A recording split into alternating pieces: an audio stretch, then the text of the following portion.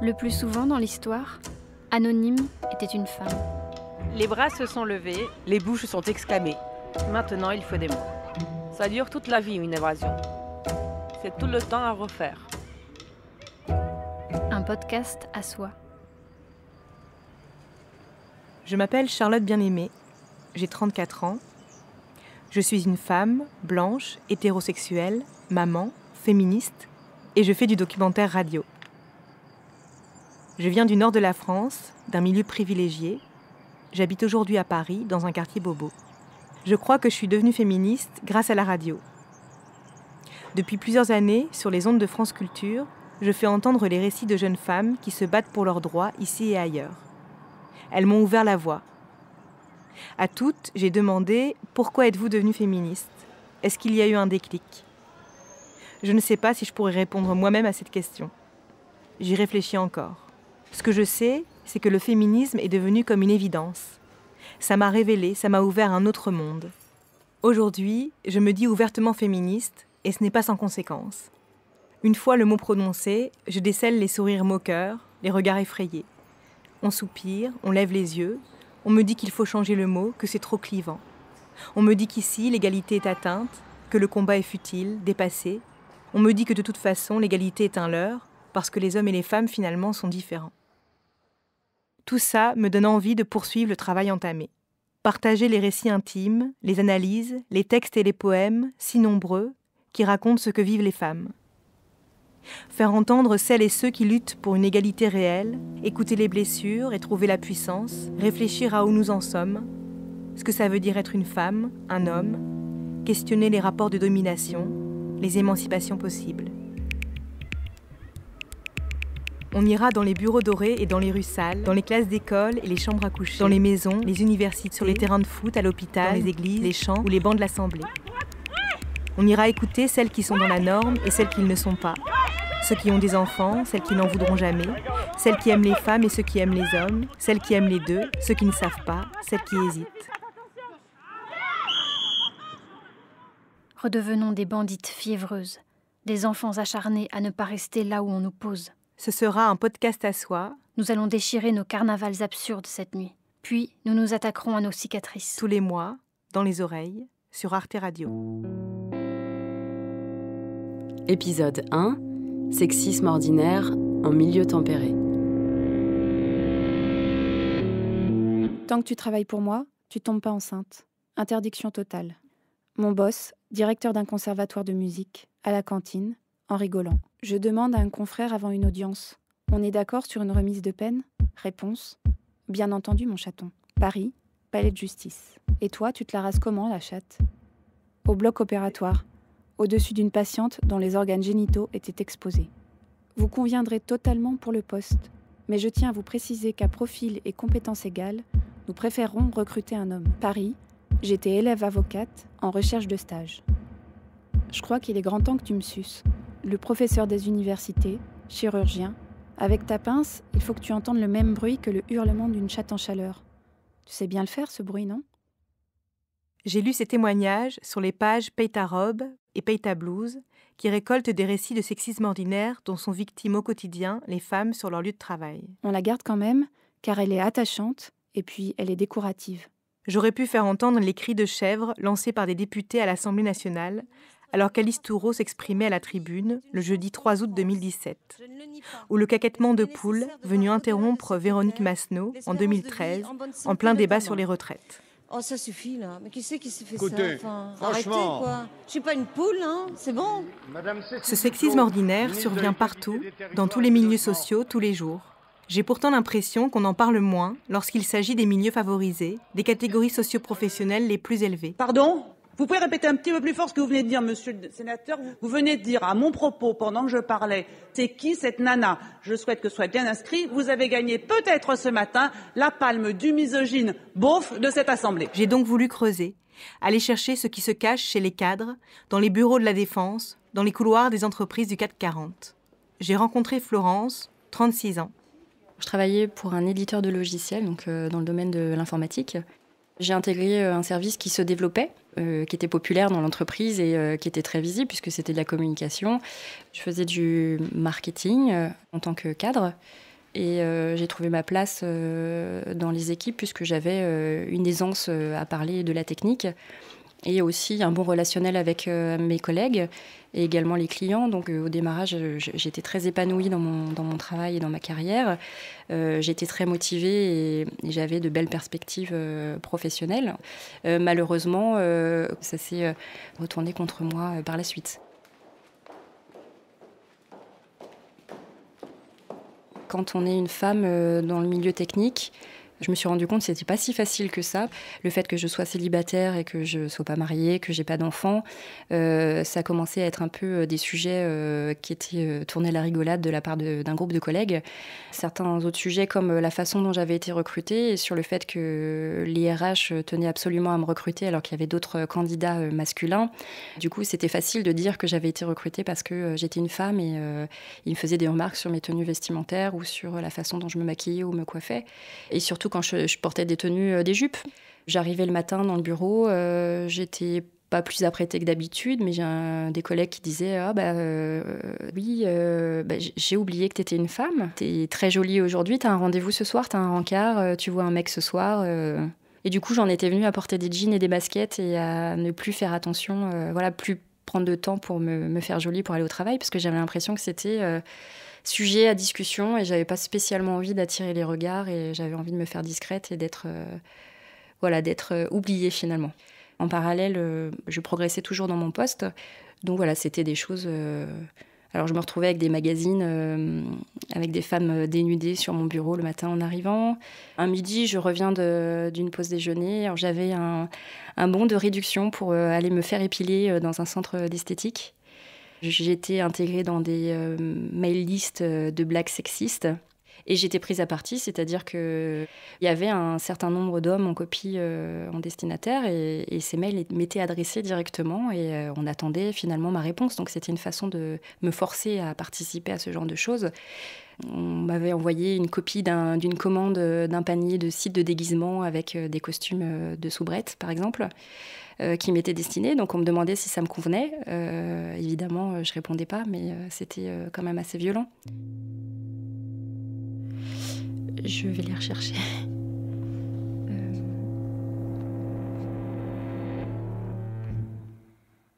C'est un exemple d'un mail qui dit cette année je veux la même photo avec Florence en bikini allongée sur le capot. C'est le titre du mail. C'est-à-dire qu'à l'origine, c'est une photo d'un collègue qui est devant une voiture de sport en déplacement professionnel. Ça pouvait être toute la journée, c'est-à-dire toutes les 5 minutes, toutes les 2 minutes. C'était un effet boule de neige. Un va répondre, l'autre va répondre, etc. Démarrage de mail qui va durer toute la journée et qui va finir par des images pornographiques avec des adolescentes qui vont avoir du sperme sur la figure. Au démarrage, je ne répondais pas. Après, je leur demandais de m'exclure de ces mails. Et quand je leur ai dit que c'était intolérable et ça les amusait, donc pour eux, c'était un jeu. Voilà.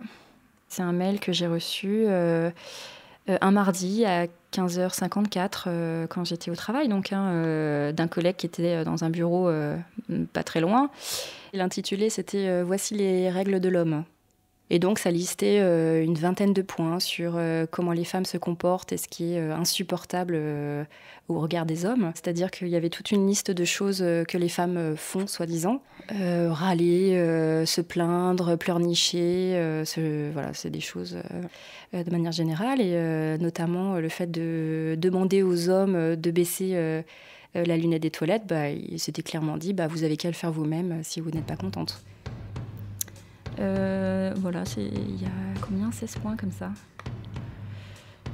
Point numéro 6. Venez nous voir quand vous avez un problème, mais seulement si vous avez envie qu'on trouve une solution.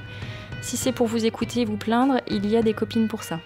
8. Si tu penses que t'es grosse, c'est probablement vrai, alors ne demande pas. Dans la mesure du possible, dites ce que vous avez à dire pendant la pub.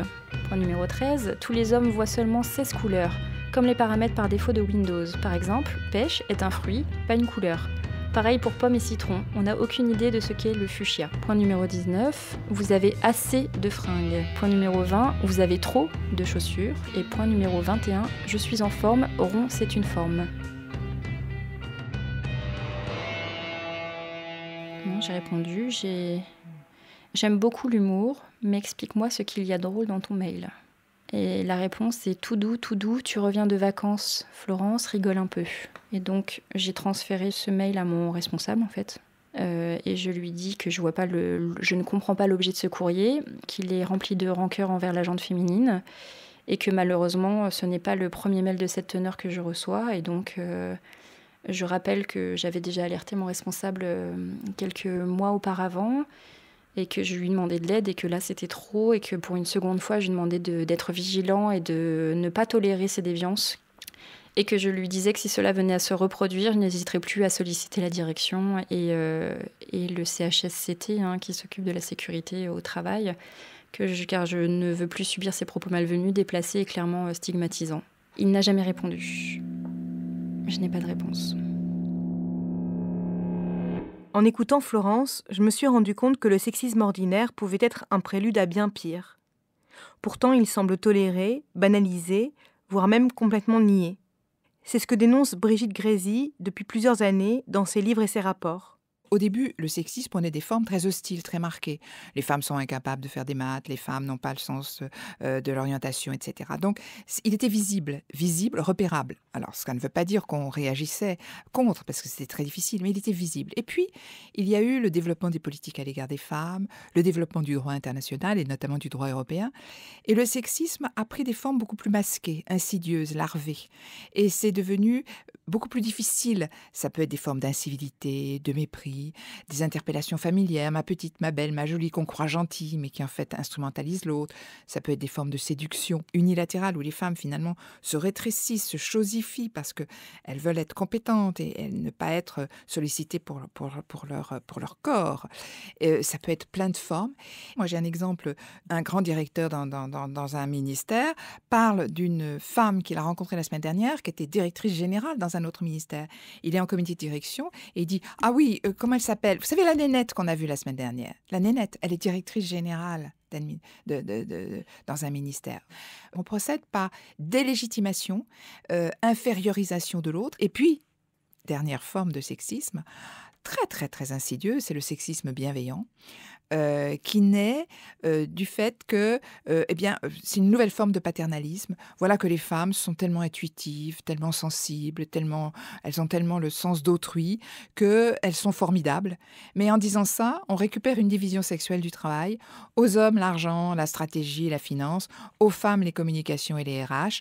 Et finalement, on renoue avec l'idée que les compétences ont un sexe. Or, les compétences n'ont pas de sexe. Et on renoue avec cette idée qui est à la base des stéréotypes de sexe, c'est qu'il y a une catégorisation entre le masculin et le féminin et qu'il y a une forme de complémentarité des deux sexes. Or, les femmes, comme les hommes, sont capables d'aborder l'entièreté des compétences et des aptitudes. Mais on entend aussi souvent les mots misogyne, machiste. Pourquoi employer plutôt le mot sexisme plutôt qu'un autre Alors, le mot machisme et misogynie, ce sont des mots qu'on utilise dans l'entreprise mais qui sont connotés presque positivement. « Oh, c'est un macho, mais c'est un mec, c'est un vrai, voilà. » Et la misogynie, fleur bon, l'étymologie grecque fait que vraiment c'est assez distingué tout de même. Le sexisme, ça appelle les choses par leur nom, comme le racisme. Le sexisme désigne des actes prohibés, c'est-à-dire des actes qui ont pour objet de porter atteinte à la dignité ou pour effet de porter atteinte à la dignité d'une personne ou de créer un environnement intimidant, hostile, dégradant, humiliant ou offensant. C'est la définition même que nous avons réussi à introduire dans le Code du travail en 2015 sur l'agissement sexiste. Le sexe, c'est pas une discrimination comme les autres, parce que les femmes ne sont pas une minorité, c'est la moitié de l'humanité. Il y a, en ce qui concerne le sexe, quelque chose de tout à fait différent avec les autres motifs de discrimination, c'est que les hommes et les femmes vivent ensemble, non seulement dans le monde du travail, mais quasiment tout le long du jour, la majorité du temps, et qu'ils sont dans un lien d'interdépendance pour le désir et la procréation. Et finalement, dire le mot sexe, c'est ambigu parce que l'intime fait irruption dans les consciences. Et du coup, tout un jeu de représentation homme-femme qui sont le jeu qui a lieu dans la sphère privée en termes de désir, de séduction et de reproduction, vient massivement contrecarrer la notion de sexe dans l'entreprise, qui est simplement le fait qu'on est un homme et une femme, mais ça n'impacte pas nos compétences et nos aptitudes. Donc c'est vraiment cette difficulté qui explique que le mot sexisme a été considéré comme un gros mot pendant très longtemps. Donc voilà, il faut appeler les choses par leur nom, parce que si on ne les appelle pas par leur nom, on ne pourra pas les rendre visibles, on ne pourra pas les quantifier et on ne pourra pas lutter contre ce phénomène. Le mot sexisme, Florence a mis du temps à se l'approprier, à l'utiliser, pour décrire les comportements quotidiens de certains cadres de l'entreprise informatique dans laquelle elle travaillait. C'est des hommes qui ont entre 25 et 40 ans, qui sont souvent jeunes papas, qui vont sentir une pression au domicile. Du coup, c'était un peu le défouloir. Ils déversaient un peu leur plainte. Ça m'a toujours choquée. Je me disais, mais comment on peut parler de sa femme, la personne qu'on aime et avec qui on fait sa vie, de cette façon? C'était très choquant. Et juste le fait de l'appeler Bobonne ou maman. Elle prenait la tête sur les lessives, sur les courses, sur aller chercher les enfants, s'en occuper quand ils sont malades, sur des choses qui sont normales quand on a une vie de famille, mais pour eux, c'était de l'ordre de la corvée et qui était propre aux femmes. Ils se défoulaient sur les femmes qui ne ressemblaient pas aux leurs et qui étaient un peu différentes comme moi. Moi, je vivais ma vie, je sortais beaucoup, je voyageais beaucoup, et ils en oubliaient parfois que j'étais une femme. Alors c'était tous des cadres qui ont fait des hautes études et qui accèdent à des postes à responsabilité, qui vont avoir des rôles importants dans l'entreprise, qui vont gérer des grands comptes, qui vont recruter des gens, qui vont gérer des équipes. C'est-à-dire qu'ils avaient une bonne image dans l'entreprise, ils étaient bien vus, bien perçus. Donc quand j'ai commencé à exprimer le souhait de ne pas être intégrée dans leurs mails, dans ces échanges salaces, etc., quand j'exprimais mon désaccord, je les dérangeais, clairement. Dans le fond, je pense qu'ils auraient préféré être qu'entre hommes. Et je pouvais être exclue d'informations importantes. Au pause café, on m'ignorait, ou quand j'arrivais, tout le monde partait. Comme ils étaient managers, ils avaient accès à des informations stratégiques de la direction qui s'échangeaient entre eux et ils se partageaient des informations qui pouvaient leur servir pour leur propre promotion. Finalement, j'ai été isolée. Par exemple, quand je partais déjeuner, je rentrais après ma pause déjeuner, il y avait des gens qui étaient installés sur mon bureau qui jouaient à des jeux vidéo. On me demandait d'attendre la fin de la partie pour que je récupère mon poste de travail et que je me remette au travail. Je me suis rendu compte que j'ai un collègue qui filmait sous mes jupes dans les escaliers avec son smartphone et j'ai jamais su comment réagir parce que j'avais peur en fait de cette personne. Parce que c'est une personne qui était là depuis très longtemps dans l'entreprise et qui avait du pouvoir, donc j'en avais peur.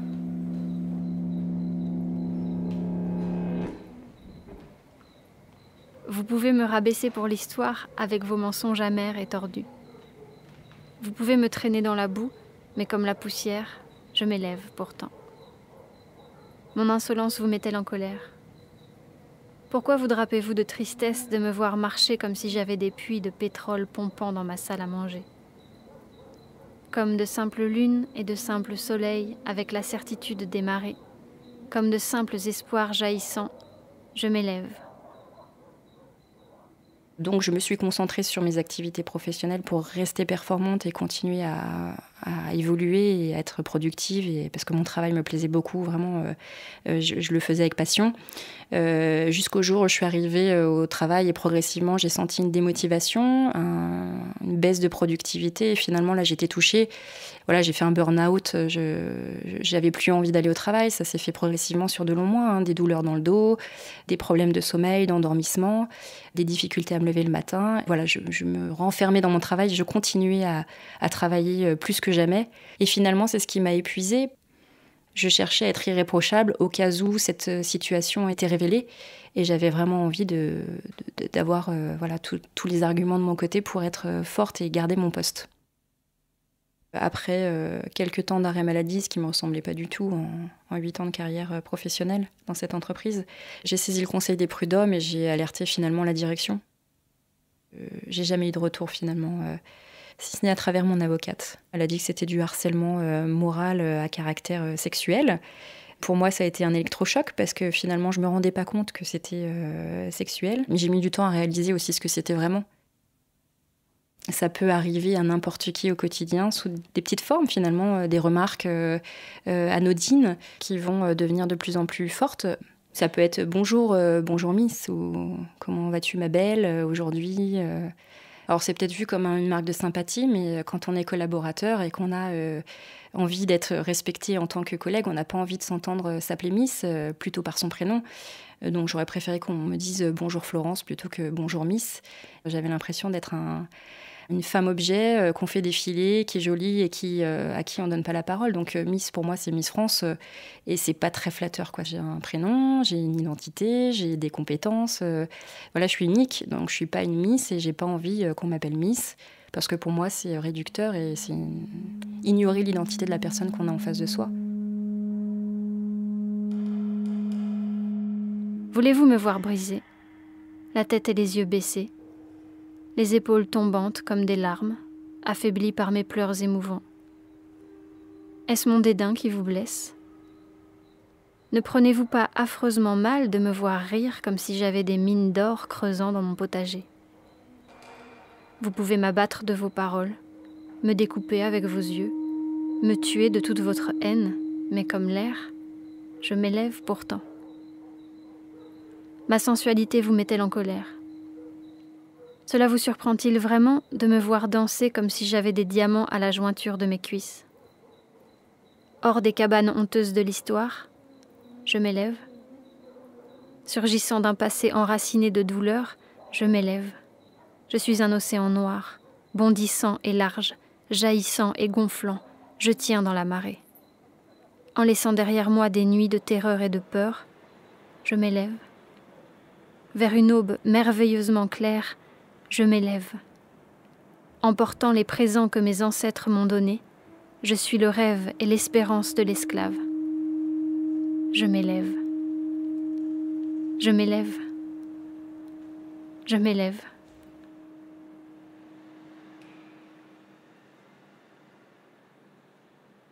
Dans le livre de Brigitte Grésy, Le sexisme au travail, fin de la loi du silence, j'ai découvert que le mot sexisme était apparu à la fin des années 60 aux États-Unis. Il avait été prononcé pour la première fois par une femme, Pauline Litt, qui déplorait que les poétesses ne soient pas reconnues par les historiens.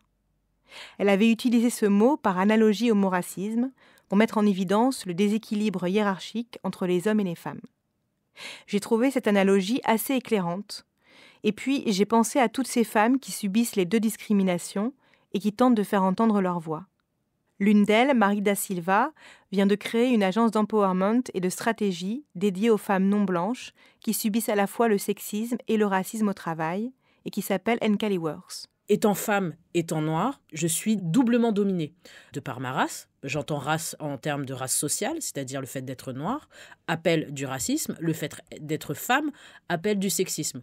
Il y a chosification quand on parle de sexisme, mais il y a aussi, dans mon cas et dans le cas d'autres femmes non blanches, racialisation. C'est-à-dire que les deux sont toujours ensemble. Il y a une division sexuelle du travail, dans la mesure où il y a une surreprésentation des femmes dans certains secteurs, mais il y a aussi une division raciale et sexuelle du travail.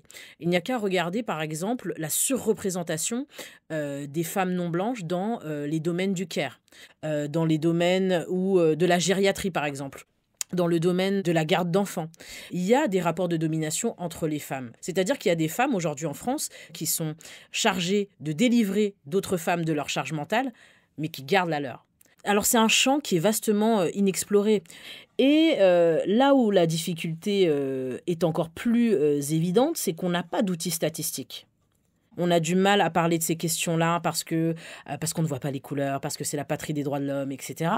Mais on se rend compte que cet impensé-là crée chez les femmes qui souffrent à la fois du racisme et du sexisme le fait d'être complètement démunies par rapport à ce qu'elles vivent. Elles n'arrivent pas à poser les mots dessus. Parce que les mots n'existent pas pour dire cette réalité. Le dernier cas que j'ai en date, j'accompagnais une femme d'origine asiatique que son chef appelait la geisha. Il y a comme une sorte de sidération.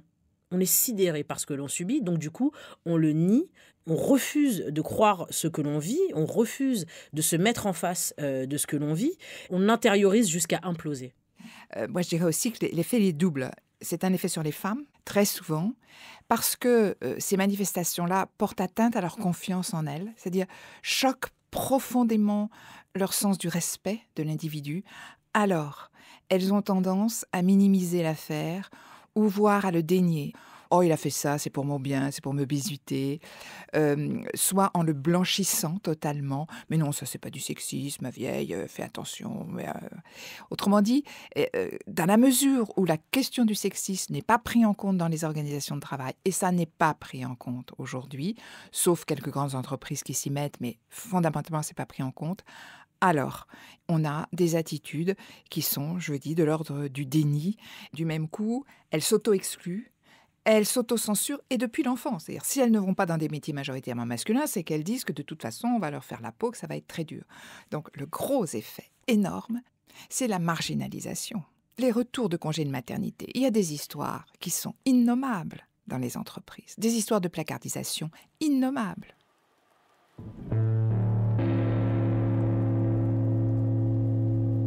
Un podcast à soi. Épisode 1. Sexisme ordinaire en milieu tempéré. J'étais responsable des relations publiques dans un groupe de télécommunications. J'attendais mon 3e enfant.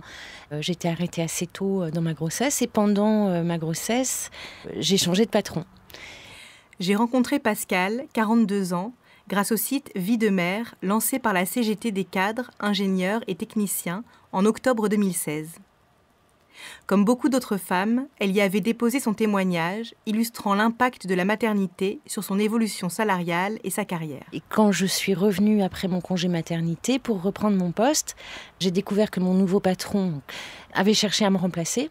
Et puis, quand j'ai demandé à travailler à 80% pour avoir un peu de temps libre pour m'occuper du suivi médical de ma fille, mon 3e enfant est né très prématurément, il m'a expliqué que c'était impossible, que de toute façon, ce poste ne convenait pas à une mère de famille, ce qui a été confirmé par les ressources humaines qui m'ont dit texto que ce poste exigeait une disponibilité à 140%, et qu'en plus, il était bien placé pour savoir que je ne pouvais pas travailler dans ces conditions parce qu'il avait un petit frère prématuré et que sa mère n'aurait pas pu travailler, et que sa femme et lui, qui n'avaient que 2 enfants, avaient décidé que son épouse allait cesser de travailler pour s'occuper des enfants.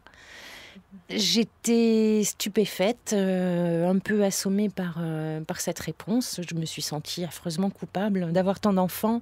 J'avais argumenté que je tenais le poste avant avec succès, à la satisfaction de mon précédent patron pendant 2 ans, avec 2 enfants. Que j'avais pas perdu de compétences avec la naissance d'un 3e enfant, je n'avais pas d'autre réponse. Donc j'ai continué à travailler à 100%. Je prenais régulièrement 3 ou 4 fois par mois une demi-journée de congé pour assurer le suivi médical de ma fille. Et les réunions d'équipe étaient toujours programmées exactement à ce moment-là. Au bout de quelques semaines, il a fallu me fixer des objectifs semestriels. Et mon objectif semestriel a été de ranger le bureau de mon patron. J'étais à l'écart, je n'avais pas de vrai dossier à traiter. Tout était confié directement à une agence qui avait pour consigne de me court-circuiter. J'étais tout à fait mise au placard et ça a duré 1 an et demi. Je suis allée voir les syndicats, mais il ne s'est rien passé. La seule possibilité que j'avais, c'était de faire un procès. Et j'ai pas osé le faire. Je croyais naïvement que mes compétences allaient être reconnues. Et puis quand on est cadre supérieur, avec un poste assez en vue, c'est beaucoup plus difficile d'avoir un recours collectif, d'avoir une action collective. C'est se montrer sous un mauvais jour, c'est se mettre tout le monde à dos, c'est mettre le doigt dans un engrenage qui tourne très vite à la diabolisation. Les syndicats, c'est le diable dans les environnements de cadres supérieurs. Il ne faut surtout pas tremper là-dedans, sinon on se grille définitivement.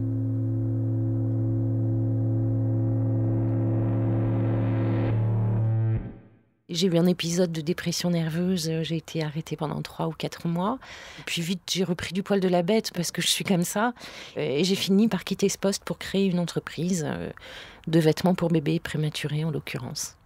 Puis j'ai dû réintégrer l'entreprise pour des raisons financières. C'était une séparation, j'avais besoin d'un salaire pour nourrir mes enfants, régler mon loyer sans le soutien financier d'un conjoint. Donc voilà, je suis allée au plus facile, au plus rapide. Et là, je suis revenue, le fait d'être partie quelques années et d'avoir besoin de réintégrer m'a fait dégringoler l'organigramme d'une manière incroyable. Je me suis retrouvée, et c'est le cas encore aujourd'hui, dans un poste qui, à mon avis, ne correspond pas du tout à mes qualifications, à mes compétences, à mon expérience, qui correspondrait à quelqu'un qui sort de l'école, alors que j'ai une 20aine d'années d'expérience. Mes collègues masculins qui sont absentés pour créer une entreprise ou pour une formation, ou pour un grand voyage, ou pour une expatriation, ça a été plutôt des tremplins pour eux. Alors que pour les femmes que je connais, c'est plutôt une dégringolade. Mon ex-compagnon, qui est entré 7 ans après moi dans ce groupe, un niveau de classification inférieur, qui aujourd'hui doit être, allez, si je fais un parallèle, on ne travaille pas dans les mêmes équipes, mais il serait mon N+8 ou 9. Je me détache de mon travail. Je travaille pour un salaire. Je gagne 2 500 € par mois. Et votre ex-conjoint, il gagne combien à votre avis ? Oh, il doit gagner à peu près le triple. J'aurais pu avoir un poste équivalent si j'avais pas eu cet accident de parcours de mise au placard, mais je gagnerais beaucoup moins.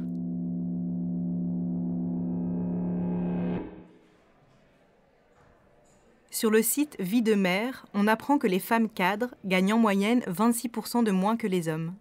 Pour Brigitte Grésy, ce chiffre s'explique en partie par le fait que les femmes travaillent plus souvent à temps partiel et dans des secteurs moins rémunérateurs. Mais si on retire ces éléments-là, il reste encore 8 à 10% non expliqués. On fait comme ça parce que on a toujours fait ça, parce que c'est la norme. Et on ne réinterroge pas la norme. Et il faudrait réinterroger la norme partout. Et il faudra surtout montrer comment l'égalité professionnelle, c'est pas la cerise sur le gâteau, c'est vraiment une approche systémique. C'est-à-dire, il faut à la fois travailler sur l'accès des femmes aux postes de décision, il faut travailler sur la mixité des métiers, qui ne sont pas mixtes aujourd'hui, il faut travailler sur la parentalité, sur les conditions de travail, l'organisation du temps, et puis sur tous les process RH qui valorisent aujourd'hui un modèle neutre d'être au travail, qui est en fait le modèle masculin, présentéisme absolu, linéarité des carrières, détection des hauts potentiels entre 25 et 35 ans, qui est l'âge où les femmes font leurs enfants. Il faut absolument transformer l'ensemble. Et on se rend compte que plus les pères, par exemple, prennent leur congé de paternité, sont associés à une paternité précoce, plus ils seront des pères tout au long de leur vie. Parce que le contact avec le bébé, très précocement, le contact avec les médecins, avec le soin, avec la prise en charge, induit immédiatement des compétences, des intérêts et une charge mentale qui diffèrent. Tant qu'il y a un non-partage des tâches, tant que les rôles sociaux hommes-femmes sont à ce point clivés, et tant, vous savez, 80% des tâches domestiques et les 2 tiers du temps parental, c'est les femmes qui s'en occupent. Tant qu'il y aura cette énorme différence, alors nous n'arriverons pas à progresser. Marie de Silva ? Tous les outils qu'on a pour combattre le sexisme au travail, on les a. Le sexisme, c'est quelque chose, le sexisme et le racisme d'ailleurs, ce sont 2 systèmes oppressifs que l'on peut expliquer avec du factuel. Et pourtant, rien ne change.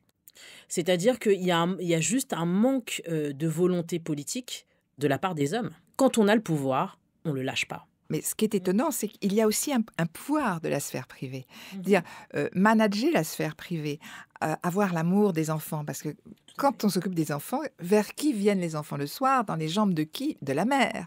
Donc c'est aussi une forme de pouvoir. Ce pouvoir-là, les hommes n'en veulent pas. Et il est beaucoup plus facile d'entrer dans une cuisine, d'ouvrir la porte d'une cuisine que la porte d'un conseil d'administration. Pourtant, ils n'ouvrent pas cette porte-là, ou la cuisine ou la porte de la maison avec les enfants. Et ce pouvoir de l'éducation, ce rôle de l'éducation, c'est l'une des choses les plus difficiles. Beaucoup, très très difficiles. Or, c'est complètement naturalisé. C'est les femmes qui s'en occupent, c'est dévalorisé. Non. Gérer les conflits, anticiper les demandes, comprendre l'autre, etc. C'est quelque chose d'extraordinairement usant en énergie. Et moi, je trouve qu'il est beaucoup plus difficile de gérer la colère d'un nourrisson que la colère d'un patron. Beaucoup plus difficile. Je vous ai dit au cours de cette conférence que Shakespeare avait une sœur. Et j'ai la conviction que cette poétesse, qui n'a jamais écrit un mot et qui fut enterrée à ce carrefour, vit encore. Elle vit en vous et en moi, et en nombre d'autres femmes qui ne sont pas présentes ici ce soir, car elles sont en train de laver la vaisselle et de coucher leurs enfants.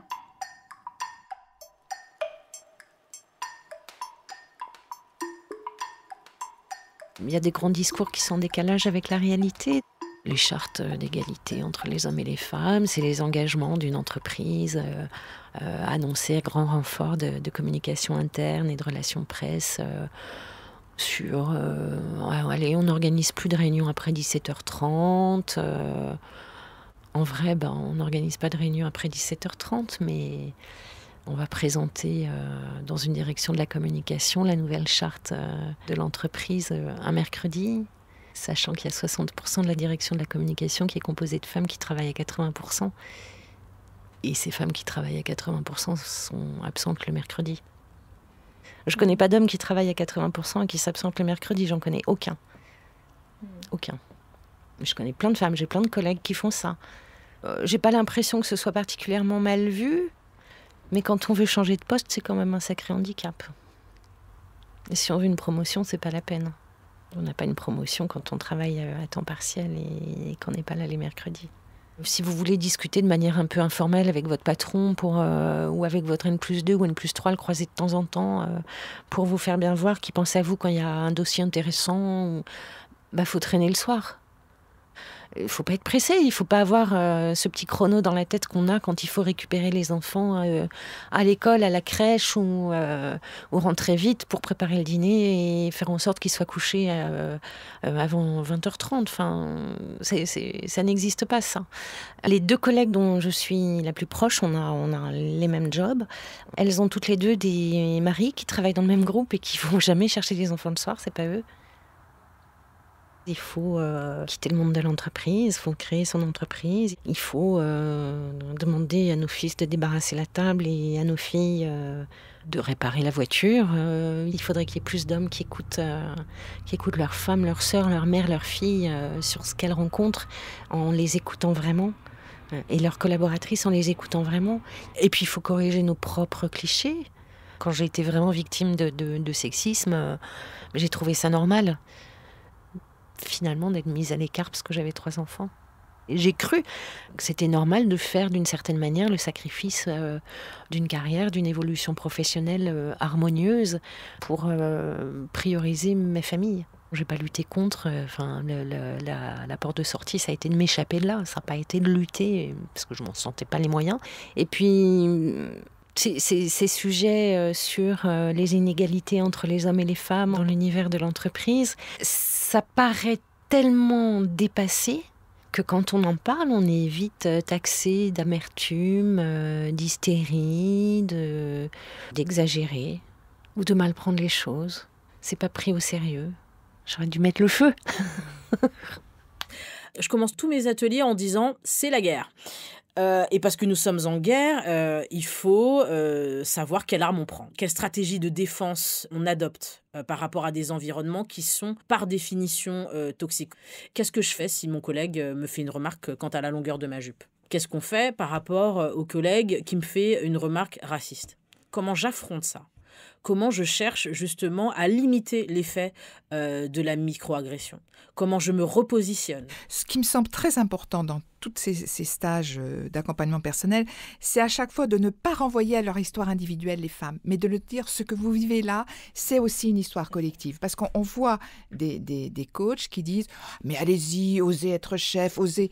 On ne peut pas oser quand on vous a tout le temps dénié l'audace, quand dans la classe, on ne vous a pas appris l'ambition. Hein. Donc moi, je trouve qu'il faut faire très attention de toujours relier l'histoire individuelle à une histoire collective. En fait, nos vies sont politiques. Si on parle de système, on parle de comment la société s'organise pour qu'une femme ait honte de demander une augmentation, pour qu'une femme ne se sente pas en capacité de négocier son salaire. Le système, c'est le déterminisme. Parce qu'on est né femme, parce qu'on est né noire, on va nous assigner un destin. Et vraiment, le but de ces workshops, c'est vraiment de donner les armes. Je ne suis pas seule dans ce que je vis et je vais pouvoir me battre dès lundi.